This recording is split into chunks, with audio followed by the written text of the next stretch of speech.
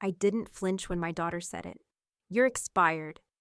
The word hit harder than the California sun that afternoon, sharper than the champagne she sipped. On my tab, like always. We were seated on the patio I'd paid for, at a resort I'd introduced her to, surrounded by luxuries she never earned but always expected. After decades of mothering her through every reinvention, every meltdown, every bailout, she decided I'd passed my use. But the thing about calling your mother expired, you forget who paid for the shelf. Before we begin, may I ask, where in this big, beautiful world are you listening from? It's always a quiet honor to know who's sharing this space. Drop it in the comments and don't forget to subscribe. Late morning sun glinted off champagne flutes and water glasses at the patio of the Granary, an upscale resort cafe nestled in the low hills outside Santa Barbara. The kind of place with teakwood tables, salt air breezes, and smiling servers in linen aprons. A violinist played a soft cover of Landslide near the terrace edge, just loud enough to smooth over awkward silences. Evelyn sat at the head of the table, her sunglasses large and tortoiseshell, her cream blazer crisp despite the warmth. Her platinum hair was pinned into its usual knot, and she wore nude heels even though the hostess had warned them about the stone path. She was paying, as always. Brooke stretched out her legs under the table and adjusted her phone to get a better selfie angle. Wait, Marcus, hold my mimosa behind me like you're handing it to me. Yeah, like that. Candid but curated. She snapped 3 in rapid succession, then paused. Ugh, Mom, can you scoot out of the shot? Evelyn glanced up from her espresso. Of course. She didn't move.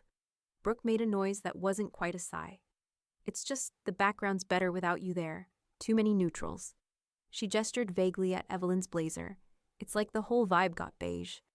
Haley, their youngest, blinked down at her eggs Benedict like she was trying to disappear into the hollandaise. Marcus raised a brow, clearly amused. Evelyn smiled, even as she stayed perfectly still.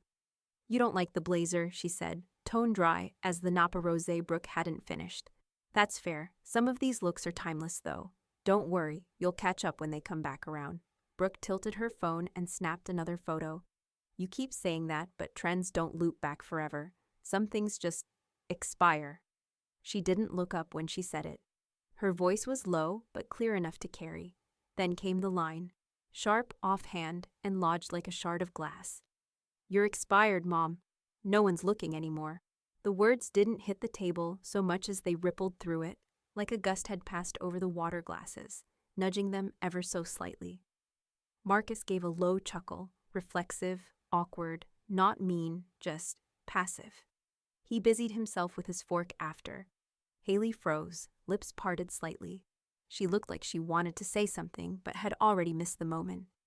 Evelyn didn't flinch. Her face stayed poised, her posture upright, elegant.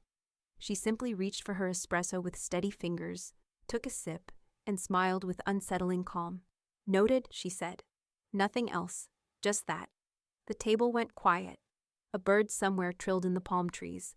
The waiter came by, but no one spoke. The check was already paid.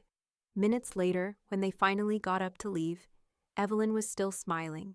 She touched Haley's shoulder gently, the way a mother might brush dust from her child's collar. Sweetheart, she said, softly, send me those photos you took earlier. The one with the shadows. You've got a good eye. Haley nodded, still shaken. Brooke, already walking ahead in oversized sunglasses and open-toed Prada wedges, called over her shoulder. Can we go somewhere less geriatric next time? She didn't wait for an answer. Evelyn watched her daughter's back retreat down the stone path. Something flickered behind her eyes, just for a second. Then it was gone. The valet brought around the Escalade first. Marcus slid in with a mumbled thanks, scrolling his texts. Evelyn's Jaguar arrived next.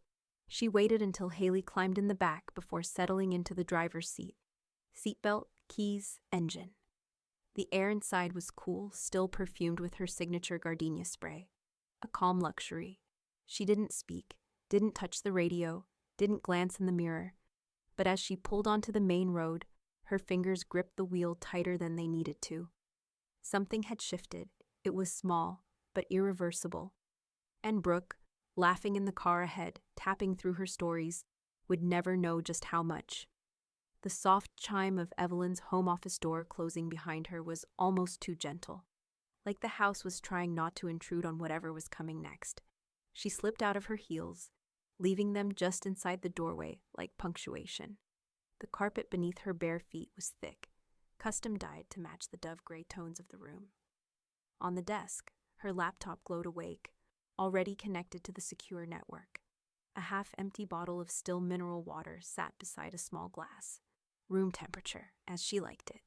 Outside, the ocean glimmered between gaps in the cypress hedges. A perfect October morning in Montecito. Evelyn sat down, adjusted her reading glasses, and opened the bank portal. It had been over a month since she'd reviewed the linked services. Too long. She used to do it weekly. But between the foundation's fall gala, the renovation delays, and her mother's estate lawyer dragging his feet, the small routines had slipped. The cursor blinked in rhythm with her pulse as she navigated to the account management section of her Platinum Reserve profile. Her name, Evelyn Langford, floated at the top. Tier, Legacy. Credit line, Unlimited. Status, active since 1996. She scrolled. Luxe Spa and Wellness All Access Pass. Still active. Aria Fashion Curated Delivery, Premier Level. Still active. Global Skyport Concierge. Still active. Aviara Lounge Membership. Valid through 2027. All accounts she'd opened. All privileges earned. She clicked Manage Users. A drop-down appeared. Evelyn paused, just for a second. The kind of stillness before a bomb goes off. Then it loaded. Authorized users.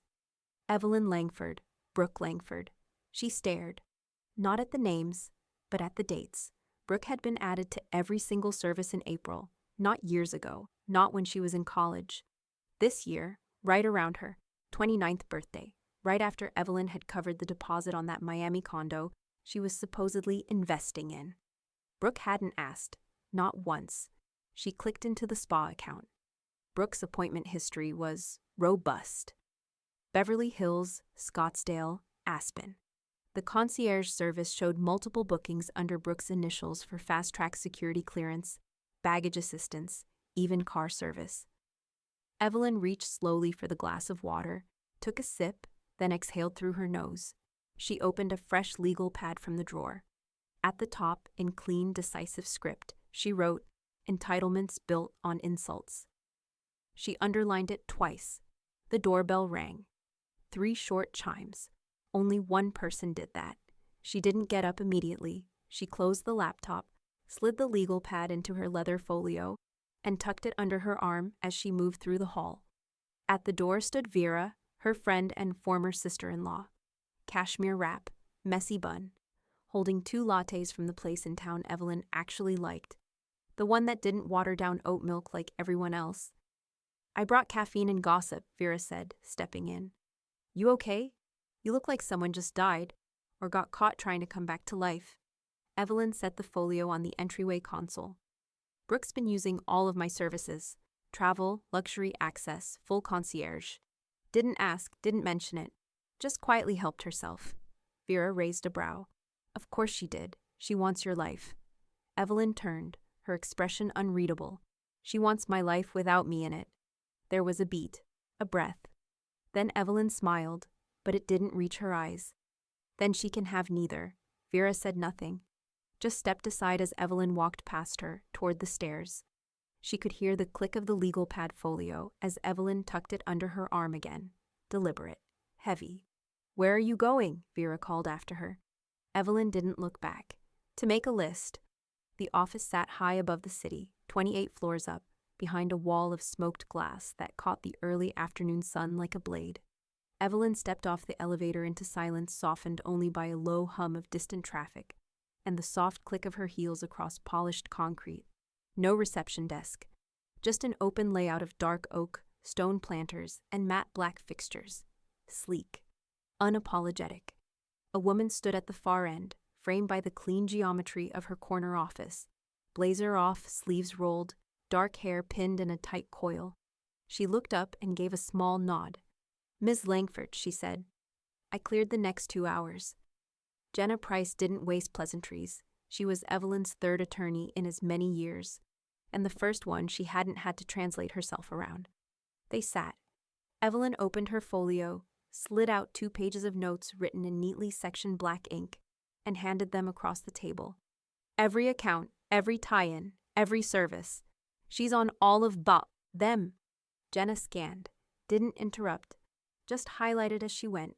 Spa memberships, air lounge access, travel concierge, style subscriptions, even a joint storage unit Evelyn hadn't looked at since 2018. Any verbal agreements? Jenna asked. No, Evelyn said calmly.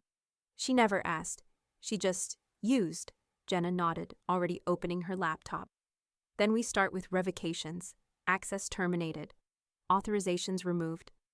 Evelyn tilted her head slightly.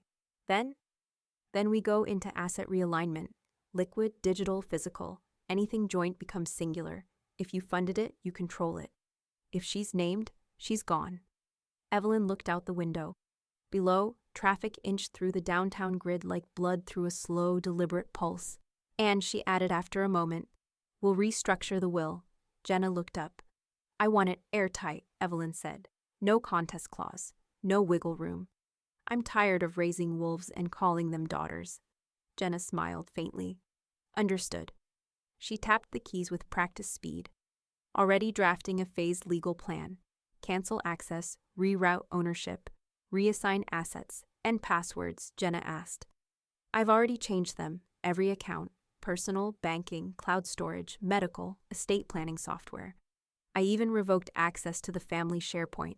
Jenna gave a low chuckle. You're thorough. I used to teach strategy. My daughters thought I forgot. Evelyn leaned forward slightly. I didn't forget. I just watched. I let them walk into a house they thought they built. Now I'm locking the door behind them. Outside, a shadow passed over the windows. Probably a helicopter, maybe a passing cloud. Either way, Evelyn didn't flinch. Jenna folded the legal plan, placed it inside a branded folder, and slid it across the desk. I'll formalize this into 3 waves. First batch goes out Friday. Evelyn picked up the folder and tapped it once against her palm. The weight of it was nothing compared to the relief pressing gently against her ribs. I'm not doing this to punish her, she said. Jenna arched a brow. No? I'm doing it to remind myself I still exist.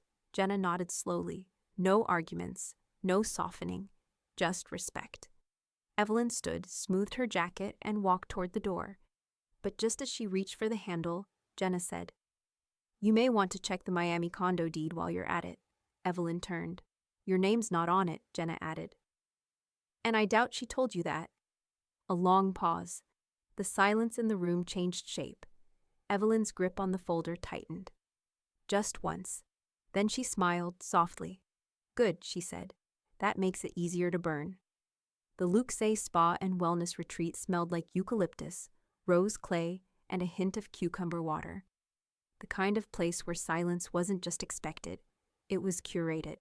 Soft white robes, sculptural orchids. Aside. Waterfall wall that made even tension feel expensive. But Evelyn wasn't here for a facial. She bypassed the reception desk, nodded at the woman behind the counter, and walked straight through the frosted glass door marked Member Services. She knew the code, had for over a decade. Inside, Tasha looked up from her monitor and smiled. Mid-40s, elegant, discreet, and loyal in the way people in service rarely were anymore.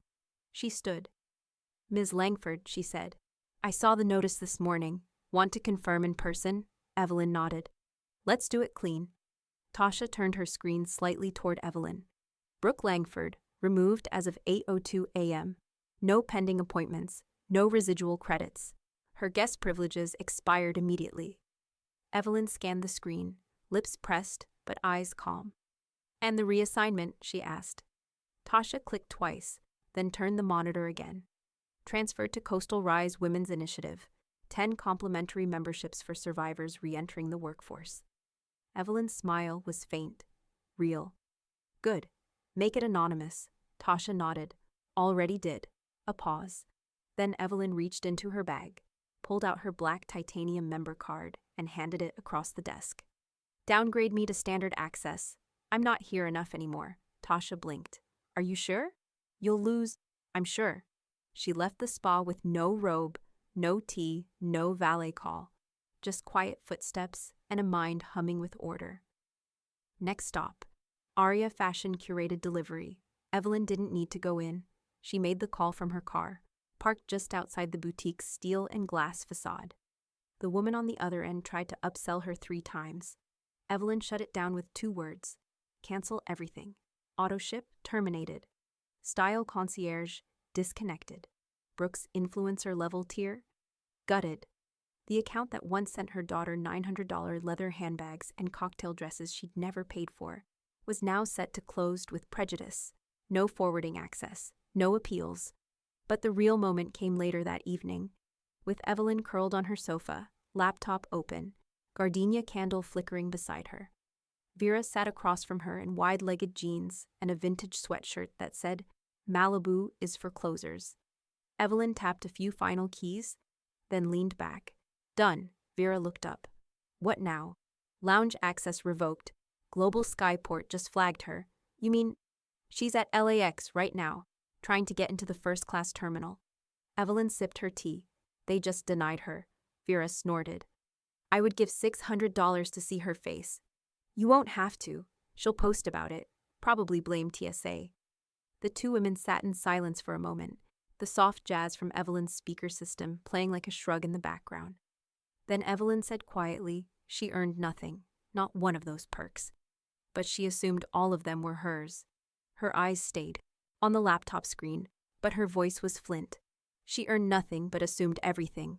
Vera leaned forward, setting her tea down with a little click. Now she can assume differently. The words hovered between them like a gavel in the air. Then Evelyn's phone buzzed. A text.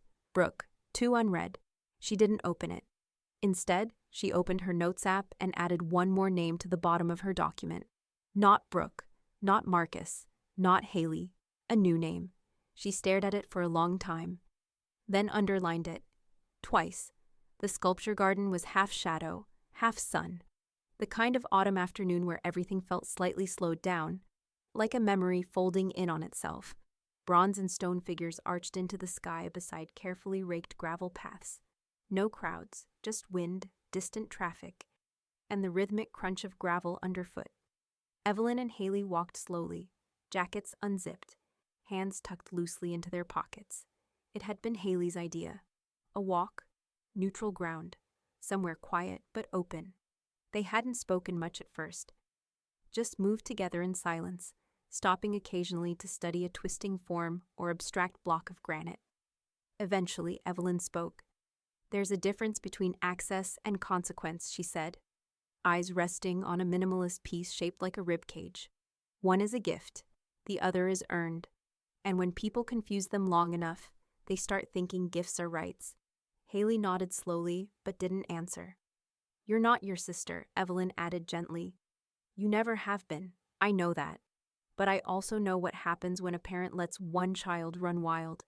Everybody pays for the fire, even if they didn't light the match. Haley stopped walking. I get that, she said, voice soft but steady. But I need you to hear this. Evelyn turned. You don't deserve to be spoken to the way she spoke to you.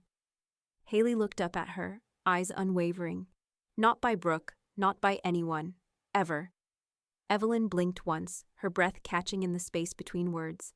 Then she pulled out her phone and tapped through a few security prompts. After a moment, she handed it to Haley. Read the top 2 changes, she said. Haley scrolled. Emergency contact. Haley Langford Digital Estate Archive.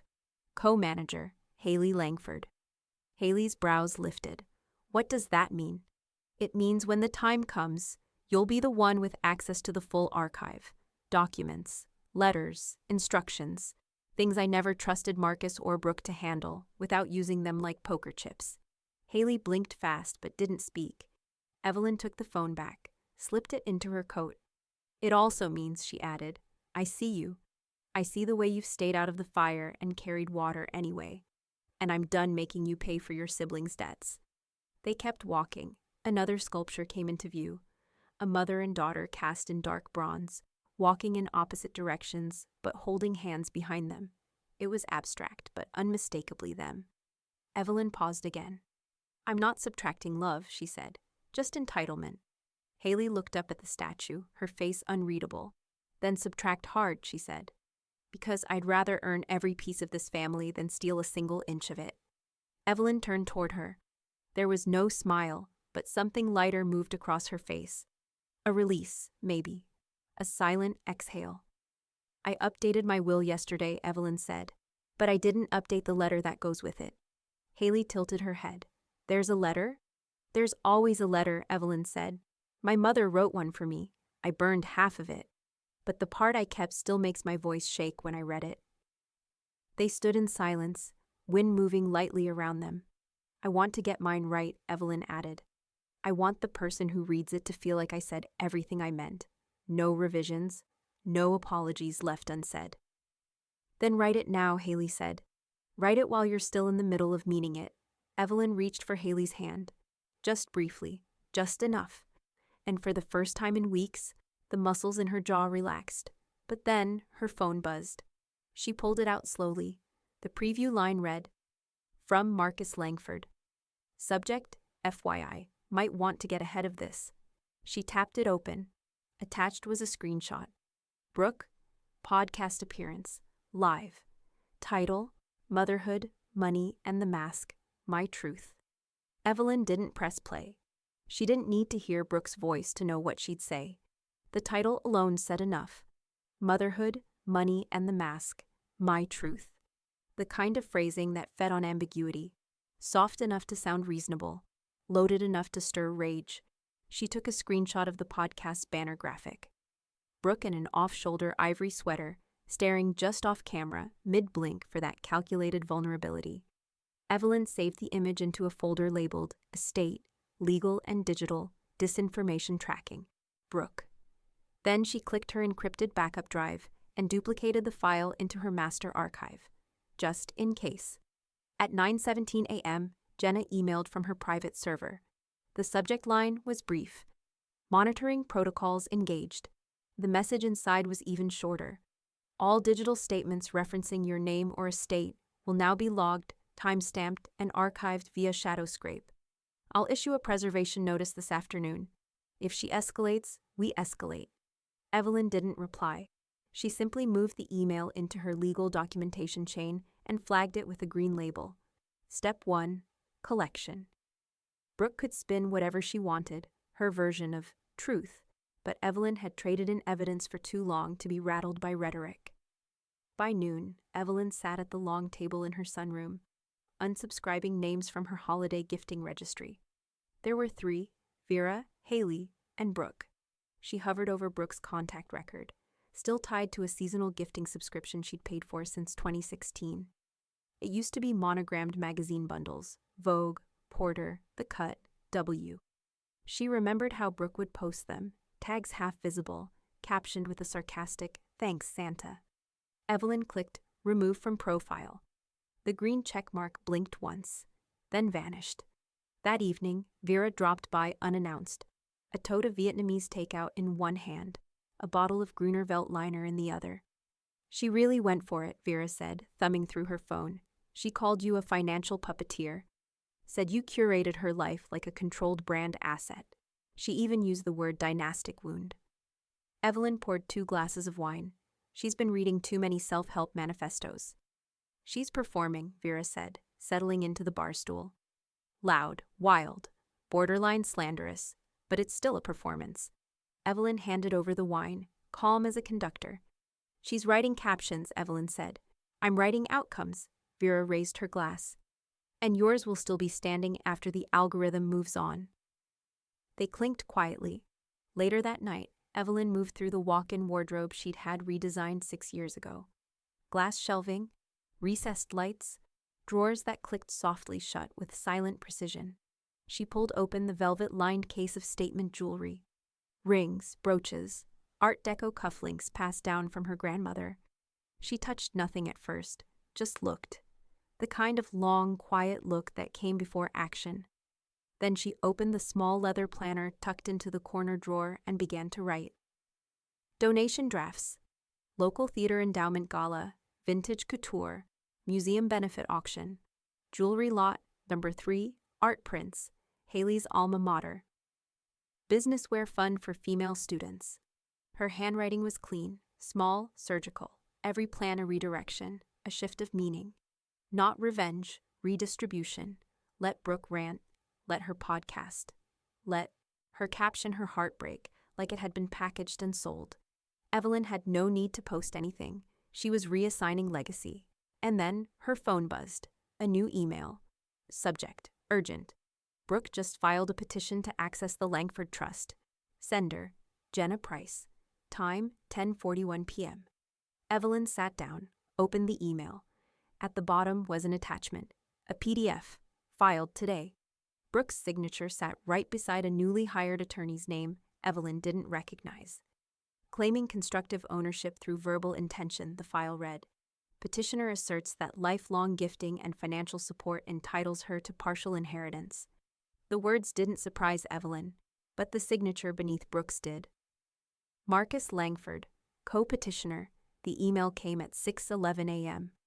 Subject, request to meet, Marcus Langford. Sender, Mel Langford, StewartLegalGroup.com. Body, Evelyn, I believe it would be beneficial for us to speak privately. No attorneys, just conversation, let me know. And she didn't hesitate.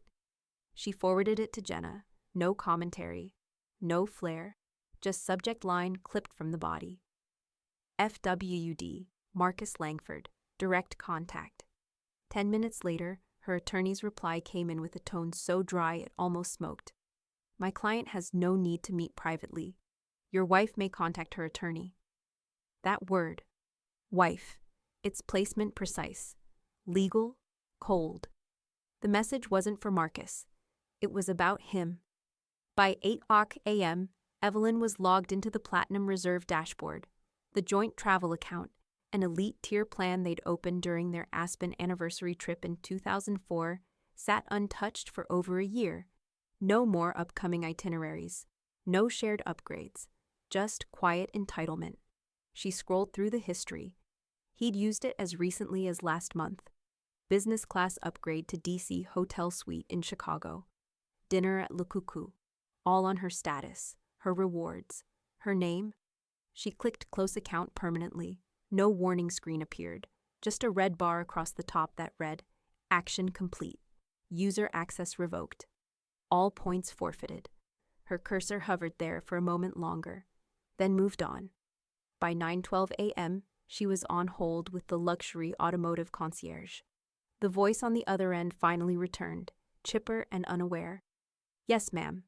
The lease for the Maserati was co-signed using your account credentials. Verified through Langford Family Holdings, LLC.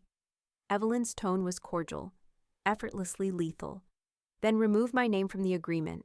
Today, they can assume the full cost or return the vehicle. I no longer finance empty symbols. The representative stammered. Understood. That process will begin immediately. Would you like a follow-up call? No, just documentation. She hung up. At noon, she met Vera for lunch at the Courtyard Cafe off Coast Village Road. The sunlight filtered through iron latticework and bougainvillea. Evelyn wore pale blue linen, sunglasses tucked into her neckline like punctuation. Vera raised a brow before her menu even opened. You look unbothered. Evelyn stirred her iced tea slowly. I've never looked more like myself. A pause. Did you blacklist them? Vera asked. Evelyn gave the faintest nod. I notified concierge services globally, both names.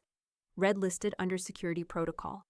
They'll be flagged at every partner hotel, lounge, and priority line in the network. Vera's jaw twitched, almost a smile.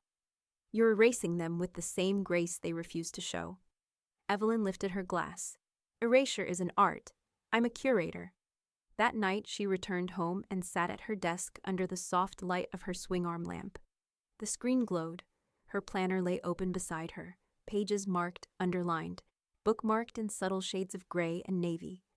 This wasn't about revenge anymore. It was about cataloging removal, making absence feel architectural, like subtraction could be structural, like justice could be beautiful.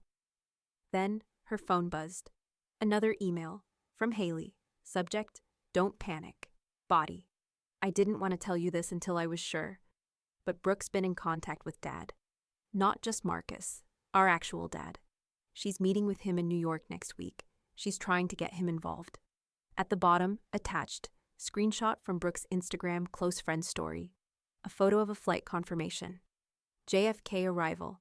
Captioned only, restoring bloodlines. Evelyn closed her laptop. The gardenia candle beside her flickered once, then stilled.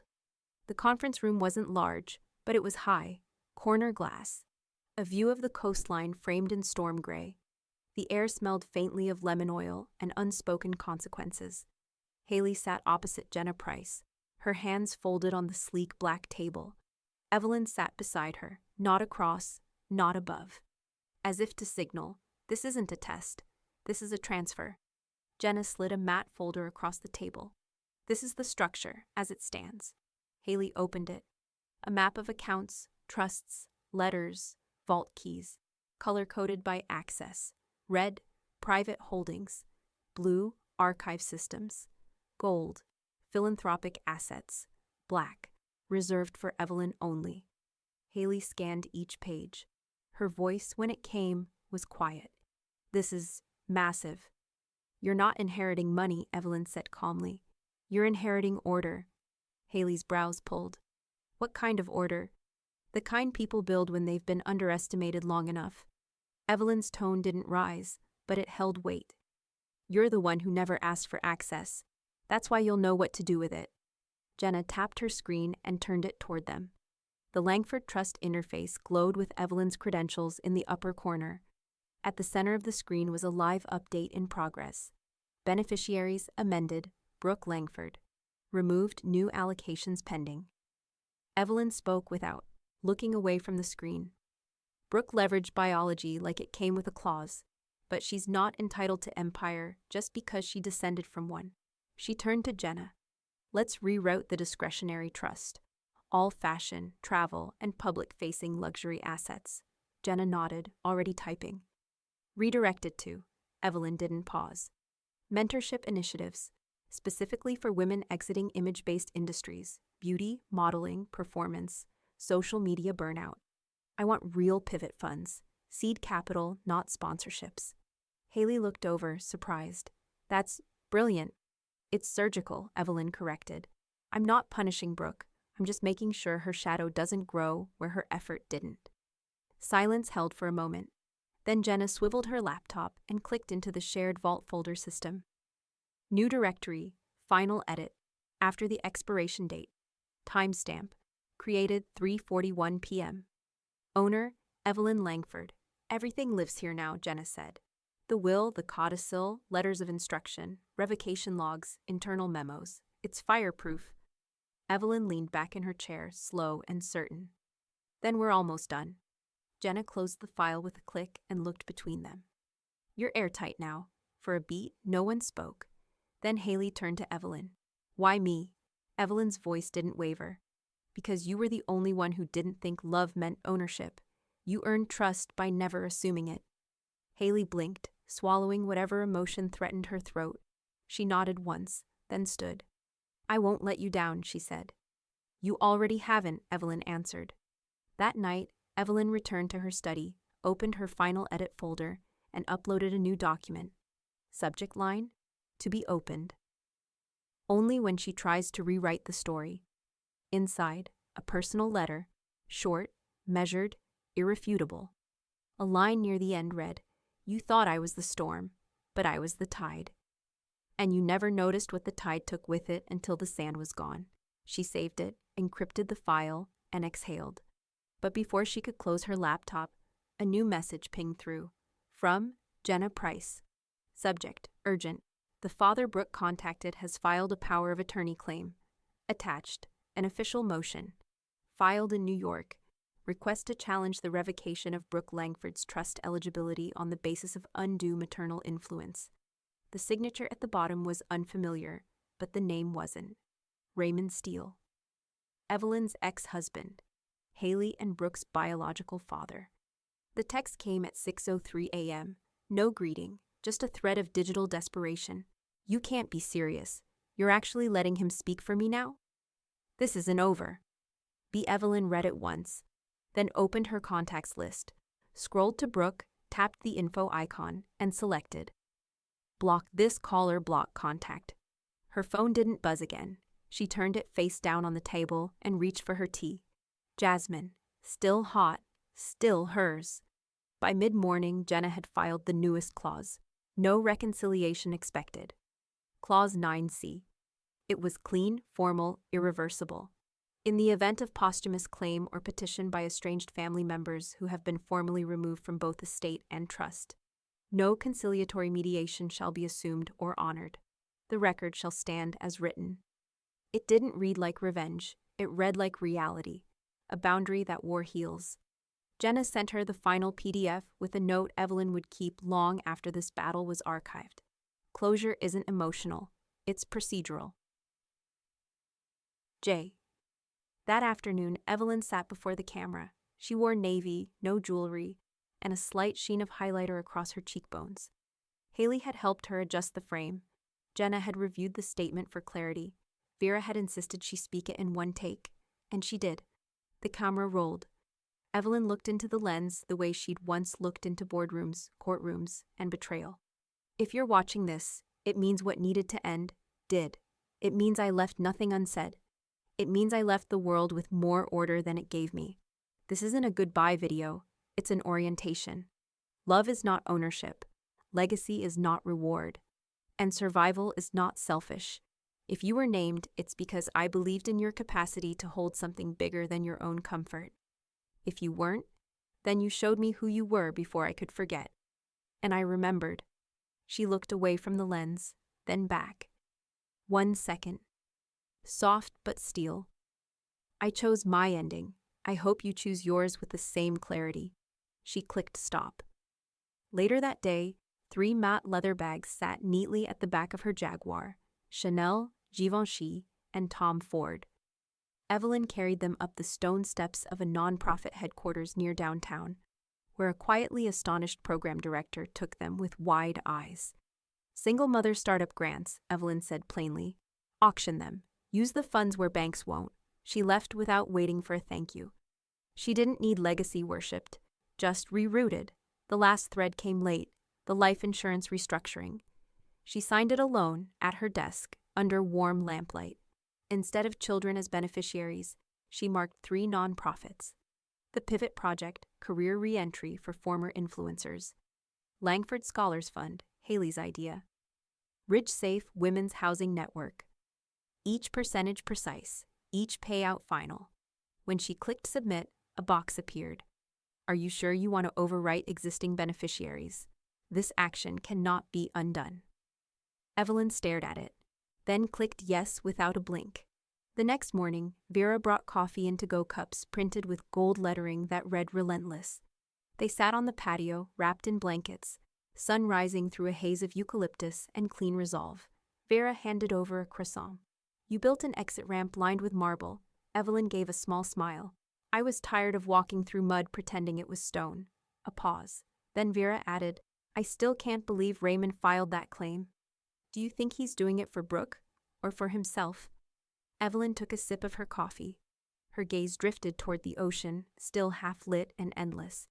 Raymond doesn't do anything unless there's a payout, which means something is coming. Then her phone buzzed. An alert from the private security firm that managed her digital property. Activity detected. Attempted login to archive root final edit location. Brooklyn, NY. Device, unknown. Breach failed. And beneath it, a line of code Evelyn had embedded herself 3 years earlier. If access is attempted and denied, notify Executor 2. Executor 2, Haley Langford. By 7:42 a.m., Jenna had already responded. Her reply was 12 pages long. Attached, every revocation form, every time-stamped login record, every confirmation email that Evelyn had filed, signed, or screen captured over the past 6 months. Subject: Steele filing, constructive ownership claim. Body attached is a full record of beneficiary termination, user removal, asset reallocation, and legal notification. All digital entries were initiated by Evelyn Langford. No verbal promises were made. No obligations remain. At the end of the email, Jenna had added a note Evelyn hadn't asked for, but welcomed anyway. They underestimated a woman with records. This will die in writing. Evelyn didn't reply. She never needed to when the document trail was louder than she'd ever have to be. By 10:03 a.m., one of the larger concierge lifestyle companies, the one Brooke had continued using even after Evelyn blacklisted her name, sent its final email. Account, Brooke Langford. Status, permanently closed. All pending requests have been canceled. Access blocked across all travel and hospitality partners. It wasn't the kind of closure that made noise. It was the kind that showed up in blocked phone numbers, declined upgrades, and deleted back-end entries. The kind that didn't shout but couldn't be undone. Evelyn opened her final edit folder and created a new subdirectory, Estate Log, Audit Trail. She uploaded each document in quiet succession. The revocation timestamps, Jenna's legal motion response, the concierge termination confirmation, a copy of the trust beneficiary reset, screenshots from Brooke's last known close friend story, now archived in 3 formats. Every entry had a purpose. Every entry had a date. That afternoon, she met Ellie for coffee in an upstairs corner booth of the Montecito Bookstore Cafe. Ellie, her old friend from museum board days, no longer a trustee, but still sharp as brushed nickel. She listened to the update without interrupting, then leaned forward and said, "She thinks your silence is weakness." Evelyn stirred her cappuccino gently, not bothering to look up. It's a luxury she no longer qualifies for. Ellie tilted her head. "You think she'll come back louder?" "She'll try," Evelyn said, "but volume doesn't matter in closed rooms." She let that settle, then changed the subject. That night, Evelyn sat at her desk. No estate forms, no vault passwords, no legal PDFs blinking red at the top of her inbox. Just a blank document and a blinking cursor. She titled it in bold. "Footnotes to everything I paid for." The first line came without force. "They don't remember the deposits, just the decline." Then another, "Thank you" fades faster than an overdraft alert. And finally, "No one forgives a benefactor who stops performing." She kept typing, each entry short, sharp, not bitter, specific. It wasn't a tell-all. It was a ledger with commentary. The emotional audit behind the financial ones. Some stories deserved footnotes. This one would have them. Midnight. The house was silent. The jasmine candle burned low. She saved the file to her encrypted memoir directory, locked it, backed it up in 3 drives, then emailed the autodraft to a ghost email address tied to Haley's name, an address Evelyn had created years ago for one-day things, just in case. And just as she powered down her laptop, her security app blinked again. New alert. Unauthorized access attempt. Legacy video file location, Tribeca, NY. Device ID, matched to Raymond Steele. But this time, the alert didn't say failed. It said, accessed, copied, exported. And beneath that, another alert followed. Link shared publicly on private server. Steele vs. Langford. Status, awaiting release. Timestamp, 14 hours from now. The call came just after sunrise. Camilla Cam Dorsey, head of the Albright Foundation for Design Equity, spoke with the kind of urgency that didn't rush. A quiet certainty Evelyn always appreciated. "We want to name the new Access Fund after you," she said. "Not the Langford estate. You?"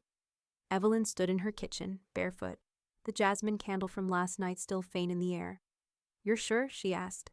"We are. You were the seed, the structure. The reason 10 of our scholarship recipients are now building portfolios instead of punching clock shifts at mall kiosks. That deserves a name." Evelyn took a slow sip of water and let her fingers press into the marble counter. Not Langford, not wife, not mother. Evelyn Monroe, the name she'd stopped using sometime in her late 30s when her marriage to Raymond had needed alignment. The name her father had taught her to write in calligraphy. The name on her very first business card, before Langford ever entered the picture. It had waited for her, quietly, like a spine. She nodded once. Then call it what it was built from. Her voice was soft, but immovable. The Evelyn Monroe Access Fund. She wired the final transfer that afternoon. $25,000. Every remaining dollar in her discretionary account. She didn't hesitate. No savings for sentiment. No backup fund in case her family remembered how to behave. Let them remember this instead. Ellie came by an hour later, sleeves rolled, sketch pad in hand. You want clean lines or symbolic? Clean, Evelyn said, brushing toast crumbs from the coffee table. This isn't a campaign, it's a mechanism. They sat on the patio again, birds chirping, Vera's gift plant blooming quietly beside the lounge chair. Ellie sketched without asking many questions. She already knew what Evelyn stood for, a few quick strokes. Then a shape emerged, an E intersected by a curved M, each line weighted differently, one fine, one bold, like a balance of structure and softness. Timeless, Ellie said. Minimal. You could carve it in stone or print it on a hoodie. Evelyn smiled. Good. Let it live beyond us. Later, Vera stopped by for coffee. She wore oversized sunglasses and a sweatshirt that said, Archive Me Last in block print. She didn't sit right away, just held her mug, standing at the edge of Evelyn's study, looking over the new folder marked Foundation Legacy on the desk. She called you expired, Vera said, and you funded possibility. Evelyn didn't look up from her planner. She was logging the grant disbursement schedule by hand, deliberately. That was always the point, she said. They talk about legacy like it's marble and rooms named after men. I think it's opportunity you'll never see. A pause. Then, let her write captions. I'm writing futures. Vera nodded slowly. Still, she added, I hope Brooke chokes on the irony. The foundation announcement went live that evening. No press conference, no photo shoots, just a simple homepage update and a newsletter sent to 44,000 subscribers. New, the Evelyn Monroe Access Fund, supporting underprivileged girls entering the field of design, with no image curation required. By midnight, the link had been reshared over 600 times. Evelyn didn't check. She didn't need to, but Cam texted anyway. Just one line. Your story will outlive her spin. Evelyn stood at the window, watching the tide roll in. Haley had just left, dropping off a handwritten thank you from one of the scholarship recipients. She hadn't said much. She didn't have to. The card sat unopened on the side table. It could wait. What mattered was done. Her name, once transactional, had become directional. But just as she reached for the light switch, her phone buzzed. Alert. Steele server file activated content. Legacy video. Full playback view. Count 2703 and climbing. Evelyn stared at the screen. She didn't blink. Didn't touch it. Then another message came in. This one from a private number. She opened it. A still image. Brooke. Sitting on a podcast couch. Headphones on. Red lipstick. A caption beneath the photo. I didn't just lose my mother. I lost my entire identity. Followed by the first line of Evelyn's private legacy video. If you're watching this, it means what needed to end, did. Her own words. Playing without her. Sliced. Cropped, repurposed, and then another ping. A legal memo from Jenna, flagged, immediate. Steele's use of unauthorized footage. Course of action requested. I need to know, do we burn them now or let them finish lighting the match? The knock came at 8:17 a.m. 3 sharp raps, not urgent, but bold enough to be practiced. Evelyn didn't flinch. She stood at the living room window, one hand resting lightly on the sill, the other wrapped around a warm cup of jasmine tea. The garden was still bathed in early fog. White roses bowed slightly under dew. The gravel path hadn't been swept yet. A fine layer of wind-dragged dust curved along the stone edge like punctuation. The knock came again, this time longer. Louder. Downstairs, Vera looked up from the kitchen island where she was peeling a blood orange with slow precision. Want me to handle it? She asked. Evelyn didn't turn from the window. She's not a guest. She's an echo, and I don't answer echoes.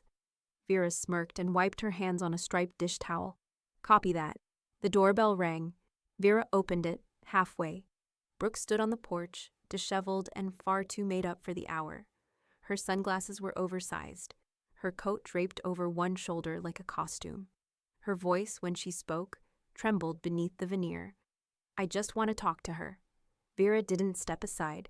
She's not accepting guests. Brooke blinked. I'm not a guest. I'm her daughter.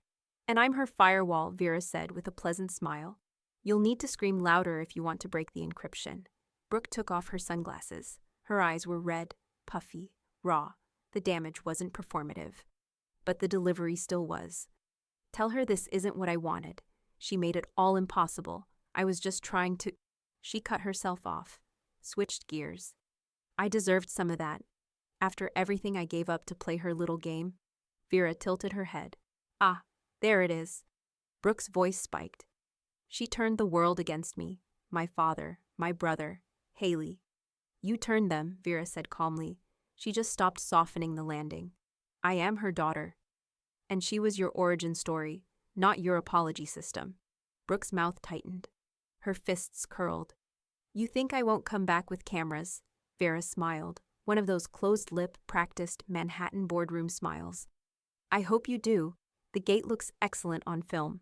And with that, she shut the door. Quiet. Final. Upstairs, Evelyn had never moved. She heard none of the words, but all of the impact. Her house was old, sound traveled in.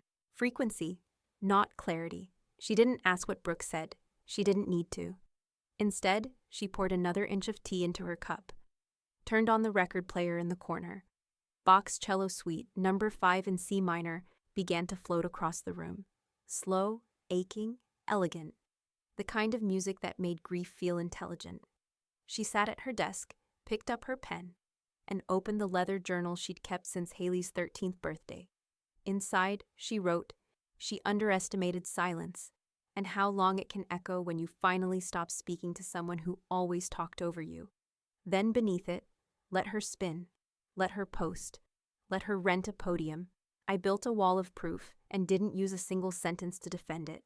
She paused, then added one last line. Some doors stay closed, not because you're afraid of what's behind them, but because you finally believe what they led to doesn't matter anymore. Downstairs, Vera poured herself a fresh cup of coffee and watched the security monitor. Brooke was still on the front walk, staring, waiting, but Evelyn never came down, and Vera didn't let her in. By 8:41 a.m., Brooke was gone. No knock, no apology, just retreat. At 9 a.m., Evelyn received a new alert from Jenna. Subject: Steele Veers Langford, temporary injunction request. Denied body, judge cited exhaustive documentation in ruling. Line item: no demonstrable pattern of undue influence. All revocations were elective, verifiable, and non-coercive. Below that, congratulations, the door stays closed. It wasn't national news, it was local. Page 3 of the Santa Barbara Chronicle, nestled between a real estate feature on bluffront remodels and a piece on drought-tolerant landscaping. But the headline stood out in soft serifed font, Quiet Architect of Opportunity.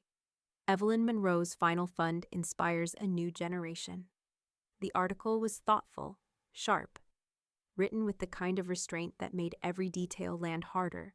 It spoke of her mentorship at the Albright Foundation, her early years consulting with underfunded art programs, her discreet but sustained donations to community colleges most donors ignored. It mentioned nothing about the Langford name, not once. It didn't need to. At the center of the article, printed in full color, was a photo taken at the Access Fund's private launch reception the week prior.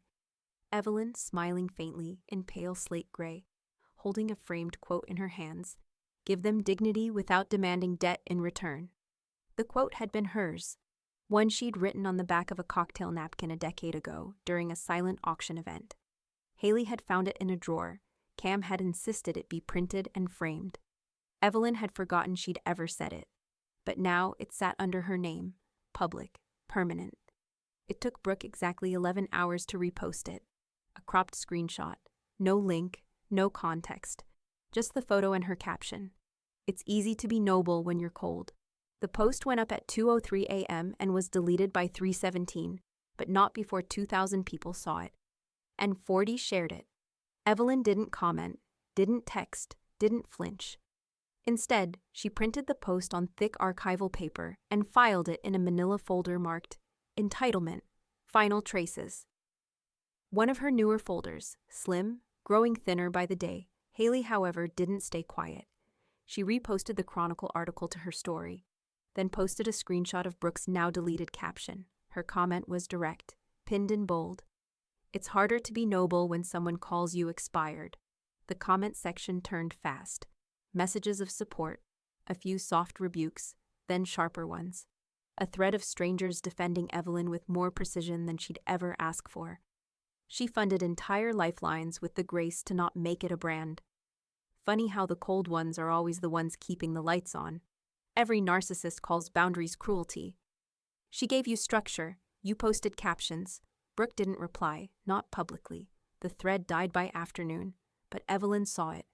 Only once, then closed the app. That evening, she poured herself a glass of still mineral water, sat at her desk, and returned to her journal. She didn't log the article. She didn't name Brooke. Instead, she wrote, "There are things I built that don't need my name to stand. That's legacy, not marble, not tribute, but continuity without applause." Then, "Let them think silence is cold. Cold still preserves. Fire just burns." She underlined it. Once, at midnight, her security alert pinged again. Different tone, different folder. Alert, vault file accessed, final video, full version device, authorized. Executor 2, Haley. Evelyn stared at the screen, then leaned back. She didn't speak, didn't ask, didn't need to. Some stories are only meant to be read when the reader is ready. By 8 a.m., the courthouse server reflected the update. Langford Estate, no next of kin claimed. Jenna had filed the amendment personally. Evelyn insisted. There would be no automatic titles, no default assumptions, no room for headlines that read, "survived by." The digital notation was simple. No next of kin assigned by request of grantor. Legacy passed via documented intent, not bloodline.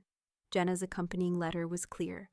Her legacy is documented, distributed, and sealed. The story doesn't revert. It ends where she wrote the last line. By 9:30 a.m., Evelyn sat in her office with the windows open, soft wind moving through linen curtains. The coastal air carried the faint scent of eucalyptus and unkept apologies. She re-signed her digital access ban paperwork. 2 names, same ink, Brooke Langford, Marcus Langford. The request was nothing dramatic, just a quiet confirmation that all accounts, cloud drives, devices, and shared service networks remained permanently inaccessible to both. No appeals, no forwarding permissions, no family exception clause. Digital guardianship now belonged solely to Haley and Executor 1, Jenna Price. The screen blinked once as she confirmed. Reaffirmed, no contact authorization. Effective until deletion or death. Evelyn clicked the mouse and didn't blink. That afternoon, Ellie stopped by with her tablet and the fireproof hard copy of Evelyn's will. They spread it across the long walnut table. Page by page, a slow unraveling of finality. Ellie scanned each section, stylus in hand. She checked every notation, every clause. When she finished, she sat back and tapped the screen twice. All scanned. Final archive created. This version is your last. Evelyn nodded. Then it's the only one that counts.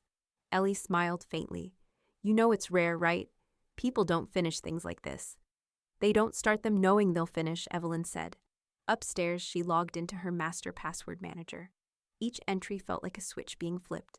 Banking, updated, media access, locked, cloud archives, refreshed with new encryption, smart home controls, biometric only, legacy directives, tied solely to Haley and Executor 1. No shared pins, no fallback questions, no recovery options tied to her past. She smiled at the screen, not wide, just real. The kind of smile that comes when you've outlived the parts of yourself other people assumed they owned. Vera arrived just before dusk, carrying 2 oat milk lattes and a lemon bar she didn't bake. She sat on the edge of Evelyn's reading chair, kicked off her sandals, and watched the last line of sunlight slip beneath the terrace railing. You did it, Vera said softly. All of it. Evelyn took the latte and nodded. No loose pages. You know what it tastes like? Vera asked. Closure. Evelyn looked over, eyes calm, hands still. Closure tastes better than vindication, Vera added. Evelyn sipped once, then again. It's cleaner, she said. Later that night, Evelyn walked the perimeter of her house. Slow steps, bare feet against stone. She wasn't checking for threats. She was checking for peace. When she reached the garden gate, she paused. The roses had begun to dry at the edges, not dying, just evolving. Even beauty needs to let go of its original shape. She opened her phone and tapped into the vault. The journal, the memoir, the video, the audit logs. Everything was intact. Then she opened one final note, a draft she'd started years ago. The title blinked at the top of the screen. A message I'll never send. It was blank. She closed it, permanently. But just as she turned to walk back in, her phone buzzed. Haley. One new message. I watched the full video. I'm not Executor 2. I'm just the daughter who stayed. I get it now. Evelyn stared at the screen, then let it dim in her hand. She didn't need to reply. Some messages don't need to get through. They just need to land. The balcony was warm, not in the way that asked for a hat or sunscreen, but in the way that reminded you the world could still hold you without expecting anything back. Evelyn sat in her linen wrap, feet up, a pale cotton throw across her legs. Her tea had gone cold beside her, but she hadn't touched it in 20 minutes. She wasn't thinking. She wasn't planning. She was simply still. For once, there were no notifications, no breach alerts, no legal pings, red flagged and time-stamped. Even the silence sounded less like absence and more like earned air. Then the gate creaked. Soft, familiar. Haley. She walked in through the garden path, carrying 2 coffees and a hardcover book tucked under her arm. Cam told me you haven't read this yet, she said, holding up the book like a peace offering. She said you'd probably edit it in the margins. Evelyn chuckled, the kind of laugh that starts in the chest and doesn't ask permission to stay. I probably will, she said, accepting the coffee. They sat in twin chairs beneath the pale awning, the sea just beyond the hedgeline, calm and unimpressed. Where's Vera? Haley asked. Gone for the week. Visiting her sister in Marin. Left me a to-do list of ways to stop micromanaging. Peace. Haley laughed. That sounds like her. They clinked their cups gently. No toast, just rhythm. A beat passed. Let's take a trip, Haley said. Evelyn raised an eyebrow. You planning one? No, Haley said. You are, and I'm coming with you. Evelyn tilted her head. Is that how requests work now? Haley grinned. I've earned a few. Another sip, another pause. All right, Evelyn said. Somewhere quiet, no headlines, no Wi-Fi strong enough for podcasts. Deal, Haley said. I'll pack light. That afternoon, Evelyn sat at her desk one last time. She opened her archive system, scrolled through the layers, estate, foundation, memoir, permissions, and searched one final time. Brooke Langford. No results found, no authorizations, no pending requests, no frozen cards, no access trails, no IP flags, no legal attachments, no digital echoes. She closed the screen. There was no rage left. Just relief. The final removal wasn't legal. It wasn't digital. It was emotional. She no longer checked for Brooke. That evening, Evelyn and Haley sat side by side on the terrace, now shaded in gold. They talked about Italy, or maybe Oregon, maybe nowhere at all, maybe just a small beach town up the coast with no name brand stores and strong espresso. Haley pulled her legs up under herself, leaned her head on Evelyn's shoulder. You okay? She asked softly. Evelyn didn't answer right away. She looked at the horizon, wide and forgiving. She wanted me expired, she said finally.